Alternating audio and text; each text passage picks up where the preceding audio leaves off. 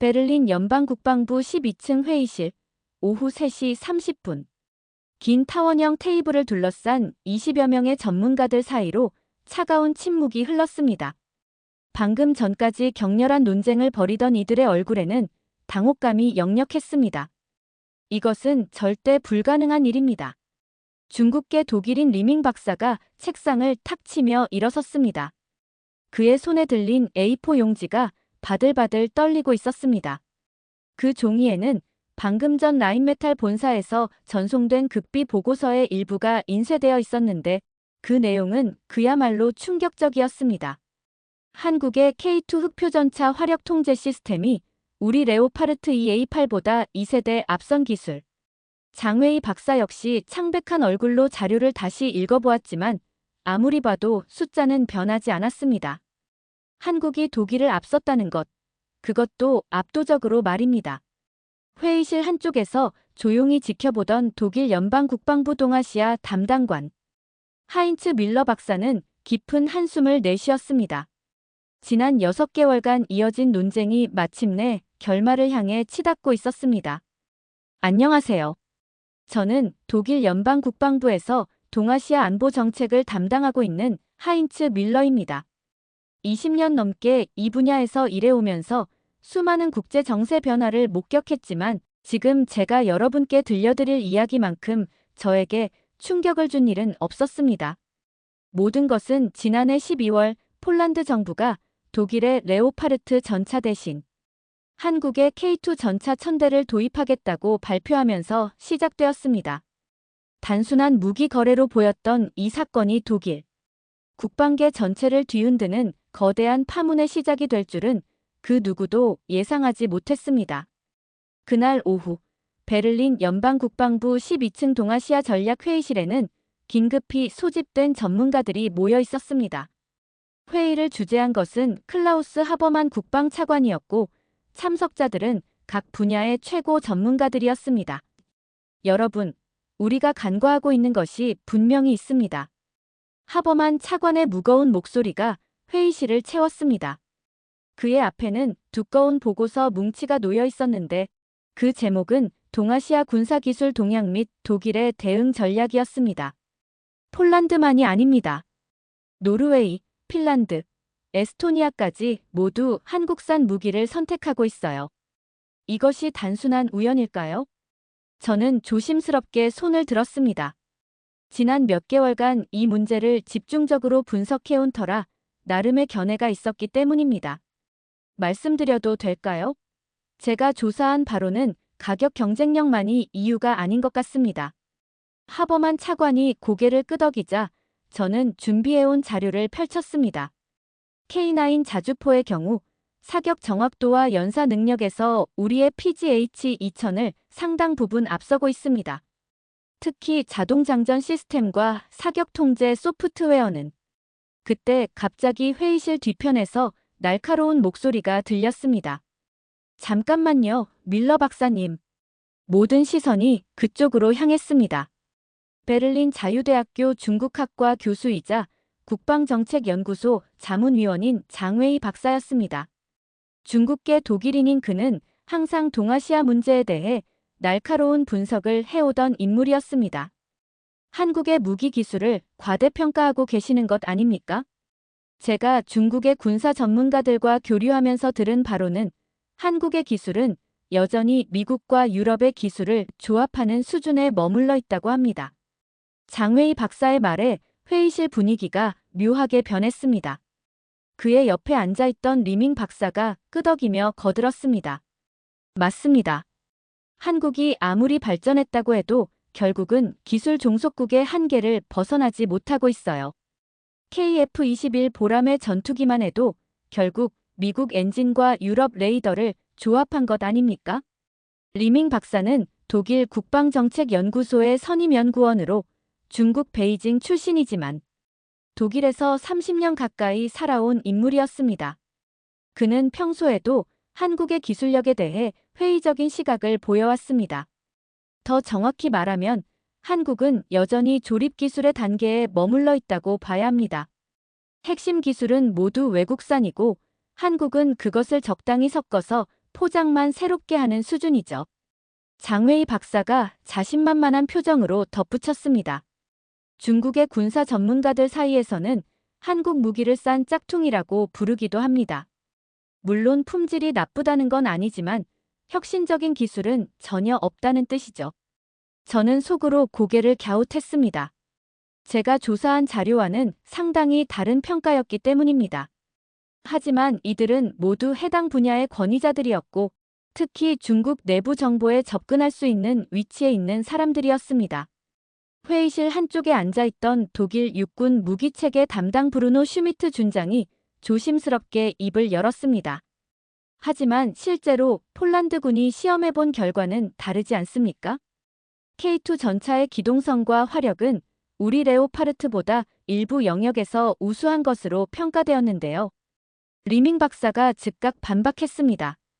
그건 마케팅의 결과일 가능성이 높습니다. 한국은 가격을 대폭 할인해주고 기술 이전까지 약속했으니까요. 순수한 기술 경쟁이었다면 결과가 달랐을 겁니다. 그리고 무엇보다 장웨이 박사가 목소리에 힘을 주며 말했습니다. 한국은 아직도 핵심 부품의 70% 이상을 수입에 의존하고 있습니다. 전시 상황에서 부품 공급이 차단되면 무용지물이 될 수 있어요. 회의실 분위기는 점점 한국에 대한 회의적 시각으로 기울어져 갔습니다. 저는 마음이 불편했지만 명확한 반박 자료가 부족한 상황이었습니다. 그때 하버만 차관이 회의 진행을 정리하며 말했습니다. 여러 의견을 들어보니 한국의 기술 수준에 대한 평가가 엇갈리는군요. 그렇다면 직접 확인해보는 것이 어떨까요? 직접 확인이라고 하시면? 제가 물었습니다. 라인메탈과 한국이 기술 협력을 진행하고 있지 않습니까? 먼저 라인메탈 측에서 정확한 상황을 파악해보고 필요하다면 한국 현지 조사도 고려해봅시다. 하버만 차관의 제안에 모두가 동의했습니다. 특히 중국계 전문가들은 자신감에 찬 표정을 지었습니다. 아마도 한국의 실상이 드러나면 자신들의 평가가 옳았다는 것이 증명될 거라고 생각하는 듯 했습니다. 며칠 후 저희는 뒤셀도르프에 있는 라인메탈 본사를 방문했습니다.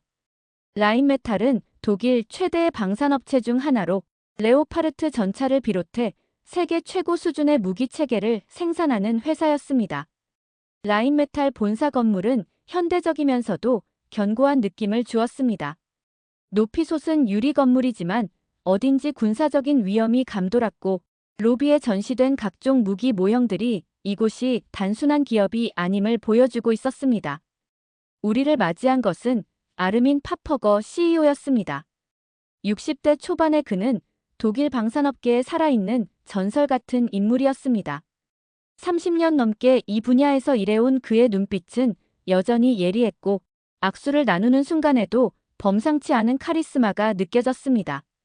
어서 오십시오. 독일 국방부에서 이렇게 직접 방문해 주시다니 영광입니다. 파퍼거 CEO는 정중하면서도 자신감 넘치는 목소리로 우리를 맞았습니다.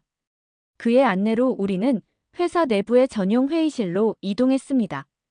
회의실은 마치 작은 박물관 같았습니다. 벽면에는 라인메탈이 개발한 각종 무기 체계의 사진과 모형이 전시되어 있었고 한쪽에는 대형 스크린이 설치되어 있었습니다.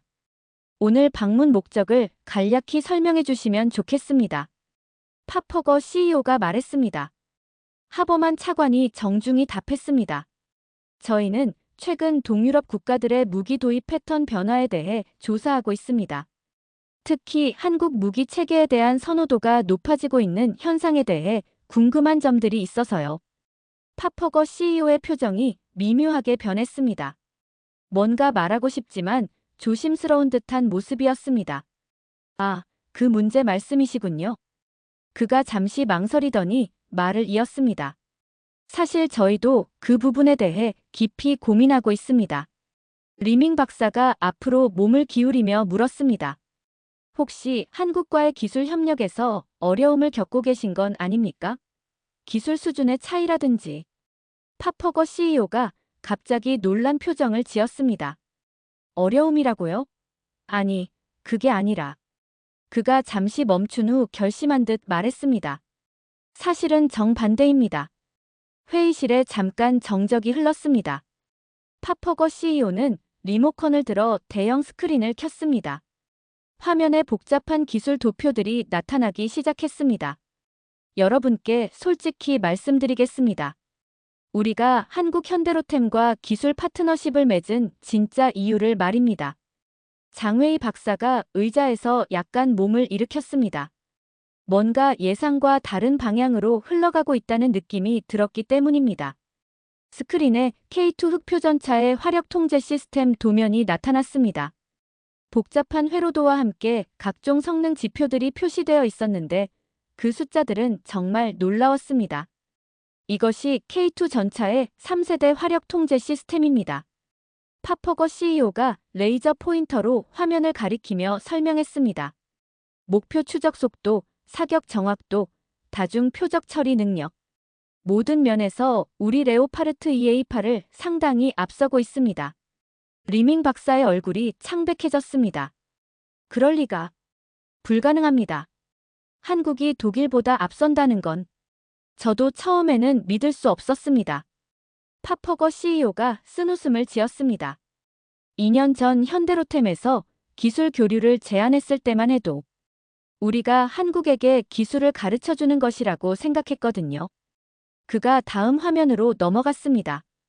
이번에는 실제 시험 영상이었습니다. K2 전차가 움직이면서 동시에 여러 목표물을 정확히 명중시키는 장면이었는데 그 속도와 정확성은 정말 경악스러울 정도였습니다. 하지만 현실은 정반대였습니다. 우리 엔지니어들이 한국에서 배워오고 있어요. 회의실에 무거운 침묵이 흘렀습니다. 저는 속으로 감탄하면서도 한편으로는 복잡한 심정이었습니다. 독일인으로서 자존심이 상하기도 했지만 동시에 한국의 기술력을 제대로 평가하지 못했던 것에 대한 반성도 들었습니다.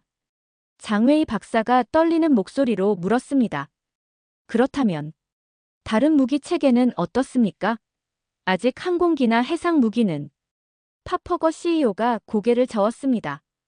KF-21 보람의 전투기의 능동형 위상 배열 레이더는 우리 유로파이터의 것보다 한 세대 앞선 기술입니다. 그리고 한국의 차세대 구축함에 탑재되는 통합 전투 체계는 그가 잠시 말을 멈추고 한숨을 쉬었습니다. 솔직히 말씀드리면 우리가 따라잡기 어려운 수준입니다. 리밍 박사가 완전히 기가 죽은 표정으로 의자에 주저앉았습니다. 그동안 자신이 가지고 있던 확신이 한순간에 무너져 내리는 것을 느꼈기 때문입니다. 그렇다면 왜 이런 사실이 널리 알려지지 않았을까요? 제가 궁금해서 물었습니다. 한국이 일부러 낮은 자세를 유지하고 있기 때문입니다. 파퍼거 CEO가 답했습니다. 그들은 자신들의 기술력을 과시하기보다는 실용적인 결과에 집중하는 문화를 가지고 있어요. 그리고 솔직히 말하면 서구 사회에서는 아직도 동양의 기술을 과소평가하는 경향이 있습니다. 저는 그 말을 듣고 뜨끔했습니다. 저 역시 무의식 중에 그런 편견을 가지고 있었던 것 같기 때문입니다. 파퍼거 CEO가 마지막 화면을 띄웠습니다.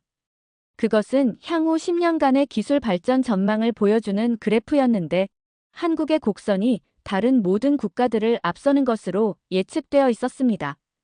여러분께 한 가지 더 말씀드릴 게 있습니다. 그의 목소리가 한층 진지해졌습니다. 우리가 정말 놀란 것은 한국의 현재 기술력이 아니라 그들의 발전 속도입니다. 매년 기하급수적으로 발전하고 있어요. 하버만 차관이 심각한 표정으로 물었습니다. 그렇다면 향후 유럽의 방산업계는 어떻게 대응해야 할까요? 협력하거나 뒤처지거나 둘 중 하나입니다. 파퍼거 CEO의 답변은 명확했습니다. 저희 라인메탈도 이미 전략을 수정했습니다. 한국과의 기술 교류를 대폭 확대하고 가능하면 합작 투자도 추진할 예정입니다. 회의가 끝나고 라인메탈 본사를 나서는 길, 저희 일행은 모두 말이 없었습니다. 각자 나름대로 충격을 받았기 때문입니다. 특히 중국계 전문가들의 표정은 말할 수 없이 복잡했습니다. 차량으로 이동하는 동안 장웨이 박사가 조용히 중얼거렸습니다. 제가 완전히 잘못 생각했네요. 중국 내부 정보라는 것도 결국 편견에 불과했던 것 같습니다. 리밍 박사도 고개를 끄덕였습니다. 저 역시 마찬가지입니다. 기존의 고정관념에 너무 사로잡혀 있었어요. 저는 그들의 솔직한 고백이 오히려 다행이라고 생각했습니다. 잘못된 정보나 편견에 기반해서 정책을 수립한다면 독일에게도 좋지 않은 결과를 가져올 수 있기 때문입니다. 하버만 차관이 결심한 듯 말했습니다. 직접 한국을 방문해 봅시다. 현장에서 직접 확인하는 것이 가장 정확한 방법일 것 같습니다. 이렇게 해서 우리의 한국 방문이 결정되었습니다. 며칠 후 독일 연방국방부 조사단이 구성되었고 저도 그 일원으로 선발되었습니다. 조사단에는 하버만 차관을 비롯해 각 분야 전문가 12명이 포함되었는데 당연히 장웨이 박사와 리밍 박사도 함께했습니다. 한국행 항공기에 몸을 맡기면서 저는 기대와 긴장이 교차하는 복잡한 심정이었습니다. 과연 한국에서 무엇을 보게 될지, 그리고 그것이 독일의 미래에 어떤 영향을 미칠지 궁금했습니다. 인천국제공항에 도착한 순간부터 저희는 한국의 체계적인 면모를 느낄 수 있었습니다. 입국 심사는 신속했고 공항 시설은 현대적이면서도 효율적으로 운영되고 있었습니다. 무엇보다 모든 직원들의 서비스가 친절하면서도 전문적이었습니다. 공항에서 저희를 맞이한 것은 국방과학연구소의 김태준 박사였습니다. 40대 중반의 그는 MIT에서 박사 학위를 받고 미국 록히드 마틴에서 10년간 근무한 후 한국으로 돌아온 인물이었습니다. 멀리서 오시느라 고생 많으셨습니다. 저는 국방과학연구소 김태준입니다. 김 박사의 유창한 독일어에 저희는 모두 놀랐습니다. 나중에 알게 된 사실이지만 그는 뮌헨 공과대학교에서 교환학생으로 1년간 공부한 경험이 있었습니다. 앞으로 3일간 저희가 준비한 일정을 함께 하시게 됩니다. 먼저 충남 계룡대에 있는 국방대학교에서 세미나가 있고 이후 창원과 사천의 생산시설을 둘러보실 예정입니다. 서울에서 계룡대로 이동하는 버스 안에서 저는 한국의 풍경을 유심히 관찰했습니다. 고속도로는 잘 정비되어 있었고 주변 도시들은 깨끗하고 질서정연했습니다. 무엇보다 곳곳에서 건설 중인 최신 시설들이 눈에 띄었는데 이 나라가 여전히 빠른 속도로 발전하고 있다는 것을 보여주고 있었습니다. 장웨이 박사가 창밖을 바라보며 중얼거렸습니다. 생각보다 훨씬 발달되어 있네요. 중국과 비교해도 뒤지지 않을 것 같습니다. 리밍 박사도 고개를 끄덕였습니다. 도로 상태나 교통 체계를 보니 독일과 비슷한 수준인 것 같아요. 아니, 어떤 면에서는 더 나을 수도 있겠네요. 계룡대에 도착했을 때는 이미 해가 지고 있었습니다. 국방대학교 건물은 현대적이면서도 위험 있는 모습이었고 곳곳에서 군인들이 단정한 모습으로 이동하는 것을 볼 수 있었습니다. 숙소에서 하룻밤을 보낸 후 다음 날 아침 본격적인 일정이 시작되었습니다. 첫 번째 목적지는 창원에 있는 현대로템 공장이었습니다. 창원 공장에 도착하자마자 저희는 그 규모에 압도되었습니다. 끝이 보이지 않을 정도로 넓은 부지에 최신식 생산 라인이 가동되고 있었고 곳곳에서 K2 전차가 조립되고 있는 모습을 볼 수 있었습니다.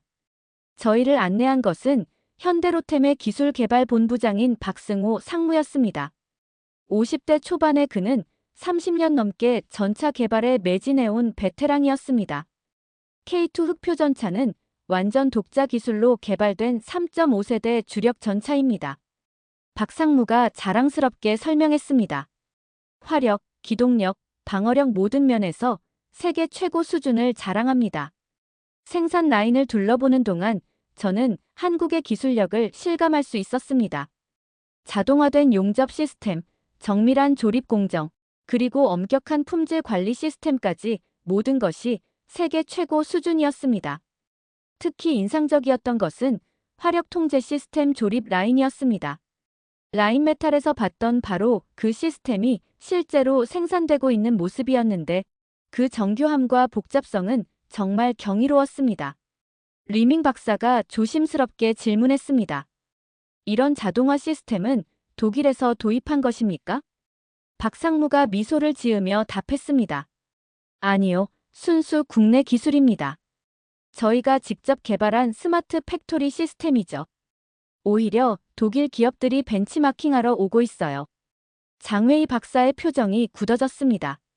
그동안 자신이 가지고 있던 고정관념이 또 한 번 무너지는 순간이었습니다. 혹시 핵심 부품들은 어디서 조달하시나요? 독일 육군의 브루노 준장이 물었습니다. 90% 이상이 국산입니다. 박상무의 답변은 명확했습니다. 엔진, 변속기, 화력 통제 컴퓨터, 심지어 특수관까지 모두 국내에서 생산하고 있어요. 해외 의존도를 최소화하는 것이 저희의 기본 철학입니다. 저는 속으로 감탄했습니다. 라인메탈의 파퍼거 CEO가 말한 것이 사실이었던 것입니다. 한국은 정말로 독자적인 기술력을 보유하고 있었습니다. 다음으로 저희는 실제 K2 전차에 직접 탑승해 볼 기회를 가졌습니다. 전차 내부는 생각보다 넓고 쾌적했으며 각종 첨단 장비들이 체계적으로 배치되어 있었습니다. 조종석에 앉아서 화력 통제 시스템을 직접 조작해 보니 그 성능에 다시 한번 놀랐습니다. 목표물 포착부터 사격까지의 과정이 믿을 수 없을 정도로 빠르고 정확했습니다. 이 시스템의 반응 속도는 레오파르트 EA8보다 30% 빠릅니다. 박상무가 설명했습니다. 그리고 동시에 처리할 수 있는 목표물의 수도 2배 이상이죠. 리밍 박사가 완전히 기가 죽은 표정으로 중얼거렸습니다. 이 정도라면 중국의 99식 전차보다도 훨씬 앞서 있네요. 현대로템 방문을 마치고 저희는 사천에 있는 한국항공우주산업 KAI 공장으로 이동했습니다. 사천은 한국항공산업의 메카로 불리는 곳으로 KF-21 보람의 전투기가 개발되고 생산되는 곳이었습니다. KAI 공장에 도착하자마자 저희는 거대한 경납고 같은 건물 앞에 섰습니다. 그 안에서는 KF-21 보람의 전투기가 최종 조립되고 있었는데 그 모습은 정말 장관이었습니다. KF-21 보람에는 4.5세대 다목적 전투기입니다. KAI의 이정호 부사장이 설명했습니다. 스텔스 기능과 초음 속 순항 능력을 갖춘 최신의 전투기죠. 실제 KF-21을 가까이서 보니 그 세련된 디자인과 정교한 마감에 감탄하지 않을 수 없었습니다. 특히 기체 표면의 스텔스 코팅과 정밀한 공기역학적 설계는 세계 최고 수준임을 한눈에 알 수 있었습니다. 장웨이 박사가 떨리는 목소리로 물었습니다. 이 전투기의 핵심 기술들은 모두 국내에서 개발한 것입니까? 물론입니다. 이 부사장이 자신 있게 답했습니다. AESA 레이더, 통합 전자전장비, 비행 제어 시스템 모두 순수 국내 기술입니다. 엔진만 미국산을 사용하고 있지만 국산 엔진도 개발 중이에요. 그는 저희를 레이더 시험실로 안내했습니다. 그곳에서 직접 본 AESA 레이더의 성능은 정말 놀라웠습니다. 탐지거리와 정확도 면에서 유럽의 어떤 전투기보다도 우수했습니다. 이 레이더는 500km 떨어진 전투기급 목표물을 정확히 탐지할 수 있습니다. 기술자가 설명했습니다. 그리고 동시에 100개 이상의 목표물을 추적하고 20개 목표물을 공격할 수 있어요. 독일 공군 출신인 베르너 하우저 대령이 감탄하며 말했습니다. 이건 유로파이터 타이푼과 같은 급이네요. 아니, 어떤 면에서는 더 뛰어날 수도 있겠습니다. 리밍 박사는 아예 말을 하지 못하고 있었습니다. 그의 얼굴은 창백했고 식은땀까지 흘리고 있었습니다. 자신이 그동안 얼마나 잘못된 정보에 의존하고 있었는지 깨닫고 있는 것 같았습니다. 다음 날 저희는 ADD 국방과학연구소 종합시험장을 방문했습니다. 이곳은 한국의 모든 군사기술이 시험되고 검증되는 곳으로 외국인에게는 공개되지 않는 곳이었습니다. 저희가 특별히 방문할 수 있었던 것은 독일과 한국의 기술 협력 차원에서 이루어진 일이었습니다. ADD 종합시험장은 상상을 초월하는 규모였습니다. 넓은 사막 같은 부지에 각종 시험 시설들이 들어서 있었고 곳곳에서 다양한 무기 체계들이 시험되고 있었습니다. 저희를 안내한 것은 ADD의 김현수 박사였습니다. 그는 카이스트에서 박사 학위를 받고 30년간 레이더 기술 개발에 매진해온 권위자였습니다. 오늘 여러분께 특별히 공개해드릴 것이 있습니다. 김 박사가 신비스러운 표정으로 말했습니다. 아직 공식 발표되지 않은 차세대 레이더 기술입니다. 저희는 거대한 돔 모양의 건물 안으로 들어갔습니다. 그 안에는 SF 영화에서나 볼 법한 첨단 레이더 시설이 설치되어 있었습니다. 이것은 차세대 다기능 위상 배열 레이더입니다. 김 박사가 설명했습니다. 탐지, 추적, 전자전, 통신 기능을 모두 통합한 혁신적인 시스템이죠. 실제 시연을 보니 그 성능은 상상을 뛰어넘었습니다.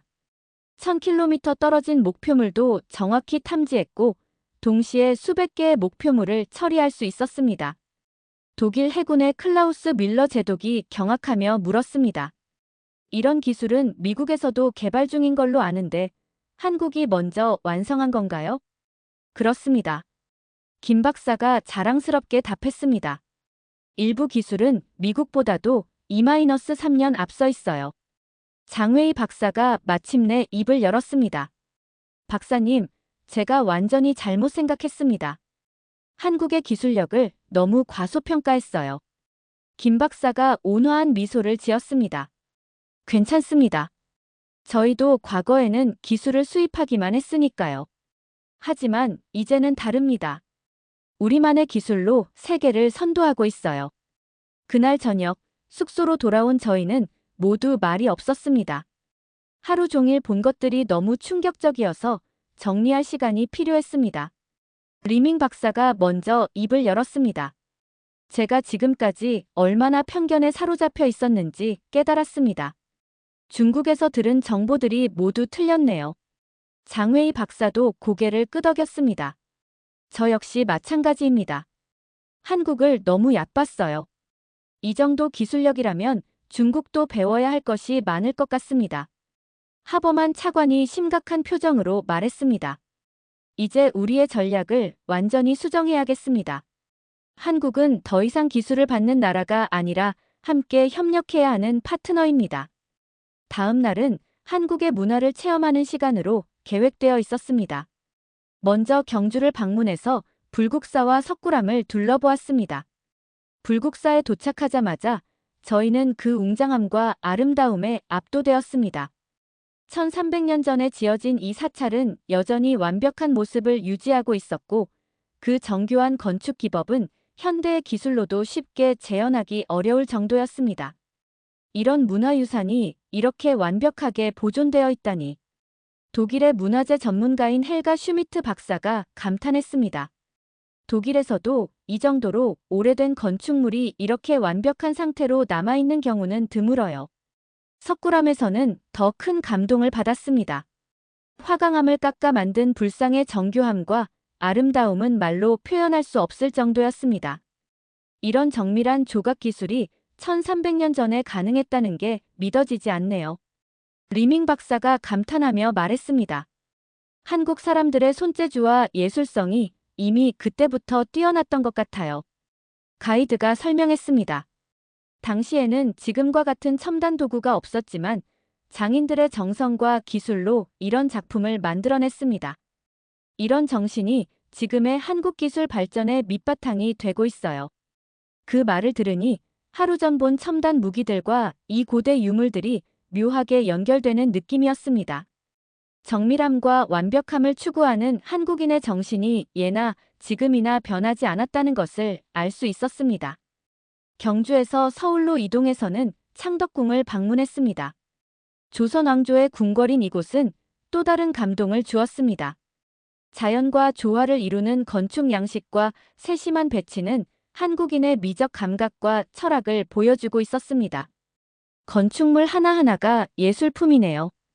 독일의 건축가인 토마스 바그너가 감탄했습니다. 기능성과 아름다움을 완벽하게 조화시킨 것 같아요. 궁궐을 둘러보며 저는 한국이라는 나라에 대해 더 깊이 이해하게 되었습니다. 오랜 역사와 전통을 가지고 있으면서도 끊임없이 발전을 추구하는 역동적인 민족이라는 것을 느꼈습니다. 그날 저녁에는 한국의 현대문화를 체험해보기 위해 강남을 방문했습니다. 화려한 네온사인과 첨단 빌딩들, 그리고 활기찬 거리의 모습은 완전히 다른 한국의 모습을 보여주었습니다. 아침에는 1300년 된 사찰을 보고 저녁에는 이런 미래적인 도시를 보니 정말 신기하네요. 장웨이 박사가 말했습니다. 전통과 현대가 완벽하게 공존하고 있어요. 한국식 바비큐 레스토랑에서 저녁을 먹으며 저희는 한국에 대한 소감을 나누었습니다. 모두들 예상과는 완전히 다른 한국의 모습에 깊은 인상을 받았다고 했습니다. 특히 리밍 박사의 변화가 놀라웠습니다. 처음에는 그렇게 한국을 폄하하던 그가 이제는 완전히 다른 사람이 된 것 같았습니다. 제가 정말 부끄럽습니다. 그가 진심으로 말했습니다. 편견과 잘못된 정보에 사로잡혀서 한국을 제대로 보지 못했어요. 이제야 깨달았지만 한국은 정말 대단한 나라네요. 장웨이 박사도 고개를 끄덕였습니다. 저도 마찬가지입니다. 특히 한국 사람들의 정신력과 단합력에 감동받았어요. 이런 정신이 있기 때문에 단기간에 이런 발전을 이룰 수 있었던 것 같아요. 마지막 날에는 부산을 방문했습니다. 한국의 대표적인 항구 도시인 부산은 또 다른 매력을 가지고 있었습니다. 해운대 해수욕장의 아름다운 풍경과 현대적인 마린시티의 스카이라인은 정말 인상적이었습니다. 부산국제영화제 기간이어서 거리에는 세계 각국에서 온 사람들로 붐비고 있었습니다. 그런데 우연히 카페에서 만난 한국의 젊은 엔지니어들과 대화를 나누게 되었습니다. 안녕하세요. 혹시 독일에서 오신 분들인가요? 20대 후반으로 보이는 젊은 여성이 유창한 독일어로 말을 걸었습니다. 저희가 놀라서 대답하자 그녀는 자신을 김서연이라고 소개했습니다. 한국항공대학교를 졸업하고 현재 KAI에서 항공전자 시스템을 개발하고 있다고 했습니다. 저는 뮌헨 공과대학교에서 1년간 교환학생을 했어서 독일어를 할 수 있어요. 그녀가 웃으며 설명했습니다. 그녀와 함께 있던 다른 친구들도 모두 비슷한 배경을 가지고 있었습니다. 하나같이 세계 유수 대학에서 공부한 경험이 있고 여러 외국어를 구사하며 최첨단 기술 개발에 참여하고 있었습니다. 한국의 젊은 세대가 이렇게 국제적이고 유능하다니. 하버만 차관이 감탄했습니다. 김서연 씨가 말했습니다. 저희 세대는 어릴 때부터 글로벌 환경에서 자랐어요. 하지만 동시에 한국에 대한 자부심도 강해요. 그래서 해외에서 공부하고 돌아와서 한국의 기술 발전에 기여하고 싶어 하죠. 그녀의 말을 들으며 저는 한국의 미래가 더욱 밝다는 확신을 가지게 되었습니다. 이런 우수한 젊은 인재들이 있는 한 한국의 기술 발전은 계속될 것이라는 생각이 들었습니다.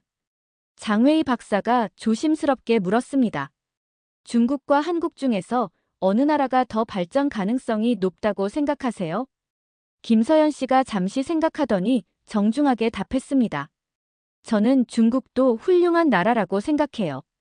하지만 한국은 작은 나라이기 때문에 더 집중할 수 있고 더 빨리 변화할 수 있어요.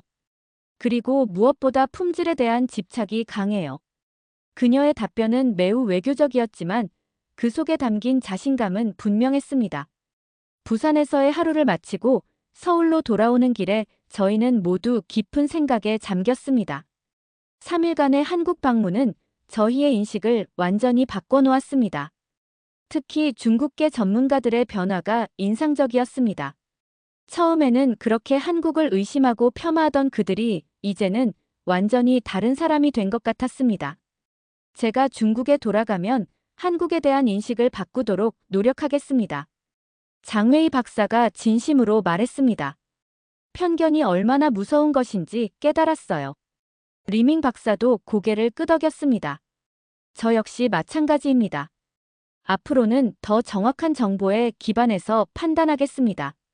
독일로 돌아가는 비행기 안에서 저는 이번 여행을 정리해 보았습니다. 한국은 더 이상 기술을 받기만 하는 나라가 아니었습니다. 오히려 독일이 배워야 할 것이 많은 나라였습니다. 인천공항을 떠나면서 저는 마음속으로 다짐했습니다. 독일에 돌아가면 한국과의 협력을 더욱 확대하고 양국의 기술 교류를 활성화하는 데 기여하겠다고 말입니다. 베를린에 도착한 후 저희는 곧바로 보고서 작성에 들어갔습니다. 하버만 차관의 지시로 긴급히 연방국방부 최고 위층에 보고하기로 했기 때문입니다. 일주일 후 베를린 연방국방부 최고회의실에서 최종 보고회가 열렸습니다. 크리스티네 람브레이트 국방장관을 비롯해 국방부 고위 관계자들이 모두 참석했습니다. 한국 조사 결과를 보고하겠습니다. 하버만 차관이 엄숙한 목소리로 시작했습니다. 대형 스크린에 저희가 한국에서 촬영한 사진과 영상들이 나타나기 시작했습니다. K2 전차, KF-21 전투기, 첨단 레이더 시설 등의 모습이 생생하게 보여졌습니다. 결론부터 말씀드리면 한국은 이미 세계 최고 수준의 기술력을 보유하고 있습니다. 제가 보고했습니다. 일부 분야에서는 독일보다도 앞서 있어요. 람브레이트 장관의 표정이 진지해졌습니다. 구체적으로 어떤 분야에서 그런가요? 전차의 화력 통제 시스템, 전투기의 AESA 레이더, 그리고 차세대 다기능 레이더 기술 등입니다. 제가 상세히 설명했습니다. 회의실에 무거운 침묵이 흘렀습니다. 참석자들은 모두 충격을 받은 표정이었습니다. 그렇다면 우리의 대응 전략은 어떻게 해야 할까요? 장관이 물었습니다. 하버만 차관이 답했습니다. 한국과의 기술 협력을 최우선으로 추진해야 합니다. 경쟁보다는 상호 보완적인 협력 관계를 구축하는 것이 바람직할 것 같습니다. 리밍 박사가 손을 들고 발언했습니다. 저는 이번 조사를 통해 제 자신의 편견을 깊이 반성하게 되었습니다. 앞으로는 더 객관적이고 정확한 정보에 기반해서 정책을 수립해야 할 것 같습니다. 장웨이 박사도 고개를 끄덕였습니다. 한국은 정말 대단한 나라였습니다. 기술력뿐만 아니라 국민의 의식 수준, 문화적 깊이까지 모든 면에서 인상적이었어요. 람브레이트 장관이 결정적인 발언을 했습니다. 그렇다면 한국과의 포괄적 기술 협력 협정을 추진하도록 하겠습니다. 그리고 밀러 박사님은 한국 상주대표로 파견을 검토해 보시기 바랍니다. 저는 가슴이 뛰었습니다. 한국에서 더 오래 머물면서 양국의 협력에 기여할 수 있는 기회가 주어진 것입니다. 보고회가 끝난 후 저는 조용히 사무실로 돌아와서 이번 경험을 정리해 보았습니다. 편견이 얼마나 위험한 것인지, 그리고 직접 경험하는 것이 얼마나 중요한지를 깨달았습니다. 6개월 후 독일과 한국 사이에 포괄적 군사기술 협력 협정이 체결되었습니다. 저는 한국 상주대표로 임명되어 서울에서 근무하게 되었습니다. 서울에 다시 와서 일을 시작하면서 저는 한국이라는 나라의 진정한 매력을 더욱 깊이 느끼고 있습니다. 끊임없이 발전하려는 의지, 완벽함을 추구하는 정신, 그리고 따뜻한 인간미까지 모든 것이 조화를 이루고 있습니다. 최근에는 리밍 박사와 장웨이 박사도 한국을 다시 방문했습니다. 그들은 이제 한국의 가장 열정적인 지지자가 되었습니다. 중국 내에서도 한국에 대한 인식을 바꾸는데 앞장서고 있다고 합니다. 편견이 얼마나 무서운지 깨달았습니다. 리밍 박사가 지난번 방문 때 말했습니다. 한국은 중국이 배워야 할 것이 정말 많은 나라예요. 지금 저는 매일 한국의 젊은 엔지니어들과 함께 일하면서 그들의 열정과 능력에 감탄하고 있습니다. 이들이 있는 한국의 미래는 정말 밝을 것이라고 확신합니다. 그리고 무엇보다 한국과 독일의 협력을 통해 두 나라 모두가 더 큰 발전을 이룰 수 있을 것이라고 믿습니다. 편견을 버리고 서로를 인정할 때 진정한 협력이 가능하다는 것을 이번 경험을 통해 깊이 깨달았기 때문입니다. 이상으로 제가 경험한 한국에 대한 이야기를 마치겠습니다. 여러분도 혹시 어떤 나라나 민족에 대해 편견을 가지고 계시다면 직접 경험해 보시기를 권합니다. 진실은 항상 우리의 상상을 뛰어넘는 곳에 있을 테니까요. 마지막으로 한 가지 더 말씀드리고 싶은 것은 한국이라는 나라가 보여준 것은 단순한 기술의 발전이 아니라는 점입니다. 그것은 한 민족이 가진 의지와 열정이 만들어낸 기적이었습니다. 불과 70년 전까지만 해도 세계 최빈국 중 하나였던 나라가 이제는 세계를 선도하는 기술 강국이 되었다는 사실 자체가 놀라운 일입니다. 그리고 그 발전의 원동력은 바로 한국인들의 끊임없는 학습 의지와 완벽을 추구하는 정신이었습니다. 1300년 전 석굴암을 만들었던 그 정교함과 장인 정신이 지금의 첨단 무기 체계로 이어졌다는 것을 깨달았을 때 저는 정말 큰 감동을 받았습니다. 한 달 전, 저는 독일 연방의회에서 열린 동아시아 정책 세미나에서 발표할 기회가 있었습니다. 그 자리에서 저는 이번 경험을 바탕으로 한국에 대한 새로운 시각을 제시했습니다. 한국은 더 이상 우리가 도와주어야 할 나라가 아닙니다. 제가 의원들 앞에서 강조했습니다. 오히려 우리가 배워야 할 것이 많은 파트너입니다. 그 발표 이후 독일 정치권에서도 한국에 대한 인식이 크게 바뀌었습니다. 여러 정당의 의원들이 한국 방문을 추진하고 있고 경제계에서도 한국과의 협력을 확대하려는 움직임이 활발해지고 있습니다. 특히 인상적이었던 것은 독일 젊은이들의 반응이었습니다. 제가 대학교에서 특강을 할 때마다 학생들은 한국에 대한 뜨거운 관심을 보였습니다. 교수님, 한국에서 인턴십을 할 수 있는 방법이 있을까요? 베를린 공과대학교의 한 학생이 질문했습니다. 한국의 기술을 직접 배워보고 싶어요. 이런 반응을 볼 때마다 저는 뿌듯함을 느꼈습니다. 편견을 없애고 진실을 알리는 것이 얼마나 중요한 일인지 실감했기 때문입니다. 최근에는 라인메탈의 파퍼거 CEO로부터 흥미로운 소식을 들었습니다. 한국과의 협력이 예상보다 훨씬 성과가 좋아서 추가 투자를 결정했다는 것입니다. 한국 기술자들의 수준이 정말 놀랍습니다. 그가 지난주 만났을 때 말했습니다. 우리 독일 엔지니어들도 많은 것을 배우고 있어요. 이제는 한국이 없으면 우리 미래 전략이 불가능할 정도입니다. 그는 또한 재미있는 이야기를 하나 더 들려주었습니다. 얼마 전 우리 회사에 중국 대표단이 왔는데 한국 기술에 대해 질문을 많이 하더군요. 그런데 놀랍게도 그들도 한국을 매우 높이 평가하고 있었어요. 특히 한국의 무기 체계를 자신들이 도입하고 싶어 한다고 하더군요. 이 말을 들으며 저는 처음 회의실에서 만났던 장웨이 박사와 리밍 박사를 떠올렸습니다. 그들의 극적인 변화가 중국 내에서도 파급 효과를 만들어내고 있는 것 같았습니다. 실제로 지난달 장웨이 박사로부터 이메일을 받았는데 그 내용이 매우 인상적이었습니다. 밀러 박사님, 제가 베이징 대학교에서 한국 현대사에 대한 강의를 새로 개설했습니다. 학생들의 반응이 폭발적이에요. 모두들 한국이 어떻게 이런 발전을 이룰 수 있었는지 궁금해합니다.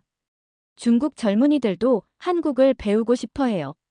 이런 변화들을 보면서 저는 이번 경험이 단순히 독일만의 문제가 아니었다는 것을 깨달았습니다. 전 세계적으로 한국에 대한 인식이 바뀌어야 할 때가 온 것입니다. 며칠 전에는 정말 놀라운 일이 있었습니다. 미국 국방부에서 독일의 한국 평가 보고서를 요청해 온 것입니다. 미국도 한국의 변화를 주목하고 있다는 증거였습니다. 독일의 관점에서 본 한국의 기술력 평가를 공유해달라는 요청이었는데 저는 기꺼이 우리의 경험을 나누었습니다. 미국도 한국을 새롭게 평가해야 한다는 필요성을 느끼고 있는 것 같았습니다. 그런데 가장 기억에 남는 순간은 지난주 서울에서 있었던 일입니다. 저는 한국국방과학연구소에서 열린 국제 세미나에 참석했는데 그곳에서 만난 한국의 젊은 연구원이 제게 한 말이 정말 인상적이었습니다. 박사님, 독일에서 오신 분들이 저희를 이렇게 높이 평가해 주시니 정말 감사해요. 하지만 저희는 아직 갈 길이 멀다고 생각해요. 더 열심히 해서 정말로 세계 최고가 되고 싶어요. 그 겸손한 자세에서 저는 한국이 앞으로도 계속 발전할 수 있는 원동력을 보았습니다. 성취에 만족하지 않고 더 높은 목표를 향해 달려가는 정신, 그것이 바로 한국의 진정한 힘이었습니다. 돌이켜보면 처음 베를린 회의실에서 장웨이 박사와 리밍 박사가 한국을 폄하했던 순간부터 지금까지 정말 많은 일들이 있었습니다. 그 모든 과정을 통해 저는 하나의 중요한 진실을 깨달았습니다. 진실은 항상 편견보다 강하다는 것입니다. 아무리 강한 선입견이 있어도 현실 앞에서는 무너질 수밖에 없습니다. 그리고 그 진실을 받아들일 용기가 있는 사람만이 올바른 판단을 할 수 있다는 것입니다. 리밍 박사와 장웨이 박사가 보여준 변화는 정말 감동적이었습니다. 자신들의 잘못을 인정하고 새로운 관점을 받아들이는 것은 쉬운 일이 아니기 때문입니다. 하지만 그들은 그 어려운 일을 해냈고 그 덕분에 더 정확한 정보와 올바른 정책이 가능해졌습니다. 이제 저는 매일 한국에서 새로운 것을 배우고 있습니다. 기술적인 부분뿐만 아니라 사람들의 사고방식, 일하는 방식, 그리고 삶에 대한 철학까지 모든 것이 배움의 대상입니다. 특히 한국 사람들의 빨리빨리 문화를 처음에는 이해하기 어려웠는데 이제는 그것이 단순한 성급함이 아니라 효율성과 혁신을 추구하는 정신이라는 것을 알게 되었습니다. 빠르게 시도하고 빠르게 학습하고 빠르게 개선하는 것. 그것이 한국이 이렇게 빠른 발전을 이룰 수 있었던 비결 중 하나였습니다. 그리고 무엇보다 인상적인 것은 한국 사람들의 교육에 대한 열정입니다. 평생학습이라는 개념이 이렇게 자연스럽게 일상에 스며들어 있는 나라는 독일에서도 찾기 어렵습니다. 40대, 50대가 되어서도 새로운 기술을 배우고 적응하는 모습을 보면 정말 놀랍습니다. 최근에 제가 만난 한 한국 엔지니어는 50세인데도 AI와 머신러닝을 독학으로 마스터해서 새로운 프로젝트를 이끌고 있었습니다. 독일에서라면 그 나이에 새로운 분야에 도전하기는 쉽지 않을 텐데 한국에서는 그것이 자연스러운 일처럼 여겨지고 있었습니다. 이런 환경에서 일하다 보니 저 자신도 더 역동적이고 도전적인 사람이 되어가고 있는 것을 느낍니다. 한국의 에너지가 저에게도 전달되고 있는 것 같습니다. 몇 주 전에는 정말 감동적인 일이 있었습니다. 독일에서 제 후배 연구원들이 한국을 방문했는데 그들도 저와 똑같은 경험을 했습니다. 처음에는 반신반의하던 그들이 한국의 현실을 보고 나서 완전히 바뀐 모습을 보였습니다. 선배님, 이제야 왜 한국에 이렇게 오래 계시는지 이해가 됩니다. 그중 한 명이 말했습니다. 이곳에는 정말 배울 것이 많네요. 그 말을 들으며 저는 뿌듯함과 동시에 책임감도 느꼈습니다. 앞으로도 더 많은 독일 사람들이 한국을 제대로 이해할 수 있도록 돕는 것이 제 역할이라는 생각이 들었습니다. 요즘 저는 한국어 공부에도 더욱 열심히 하고 있습니다. 언어를 통해 그 나라의 문화와 사고방식을 더 깊이 이해할 수 있다고 생각하기 때문입니다. 처음에는 한글이 너무 어려워서 포기하고 싶었는데 지금은 한국어로 간단한 대화는 할 수 있을 정도가 되었습니다. 한국어를 배우면서 느낀 것은 한국어의 섬세함과 표현력입니다. 상황과 상대에 따라 다른 존댓말을 사용하는 것을 보면서 한국 사람들의 세심함과 배려심을 느낄 수 있었습니다. 지난달에는 한국의 전통 명절인 추석을 처음 경험해 보았습니다. 한국 동료의 집에 초대받아서 가족들과 함께 시간을 보냈는데 그 따뜻함과 정겨움에 깊은 감동을 받았습니다.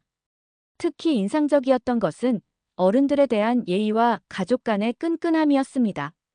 현대적이고 개방적인 사회이면서도 전통적인 가치를 잃지 않고 있다는 것을 느꼈습니다.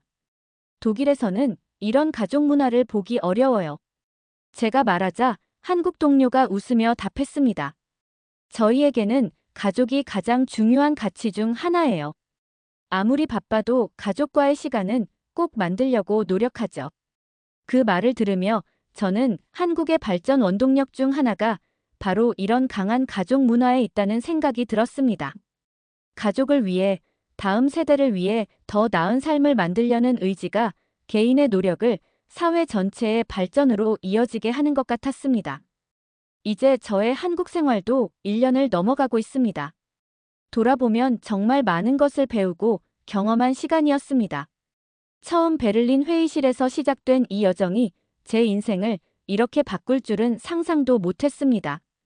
그리고 무엇보다 감사한 것은 편견을 버리고 진실을 받아들일 수 있는 기회를 가졌다는 것입니다. 만약 그때 한국 방문을 결정하지 않았다면 저는 아직도 잘못된 정보에 기반해서 판단하고 있었을지도 모릅니다. 앞으로도 저는 독일과 한국 사이의 가교 역할을 충실히 해나갈 예정입니다. 두 나라가 서로를 더 잘 이해하고 더 깊이 협력할 수 있도록 돕는 것이 제가 할 수 있는 가장 의미 있는 일이라고 생각합니다. 마지막으로 이 글을 읽으시는 모든 분들께 한 가지 당부드리고 싶습니다. 어떤 나라나 민족에 대해 판단하실 때는 편견보다는 직접적인 경험과 정확한 정보에 기반하시기 바랍니다. 진실은 항상 우리의 상상을 뛰어넘는 곳에 있고 열린 마음으로 받아들일 때만 보이기 때문입니다. 한국이라는 나라가 보여준 기적은 단순한 경제 발전이나 기술 진보가 아닙니다.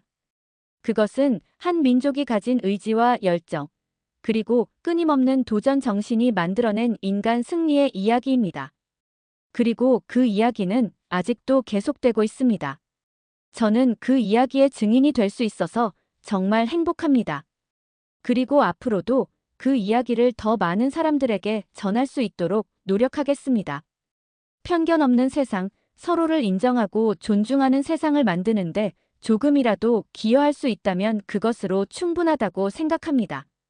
오늘도 서울의 아침이 밝았습니다. 저는 또 다른 하루를 시작하며 한국에서 무엇을 새롭게 배울 수 있을지 기대하고 있습니다. 매일이 새로운 발견과 감동의 연속인 이곳에서 저의 여정은 계속됩니다. 여러분도 언젠가 기회가 되신다면 한국을 직접 경험해 보시기 바랍니다. 분명히 예상과는 전혀 다른 놀라운 모습을 발견하실 수 있을 것입니다. 그리고 그 경험이 여러분의 인생에도 새로운 전환점이 될 수 있을 것이라고 확신합니다. 감사합니다. 재미있게 보셨나요? 오늘의 사연은 여기까지입니다.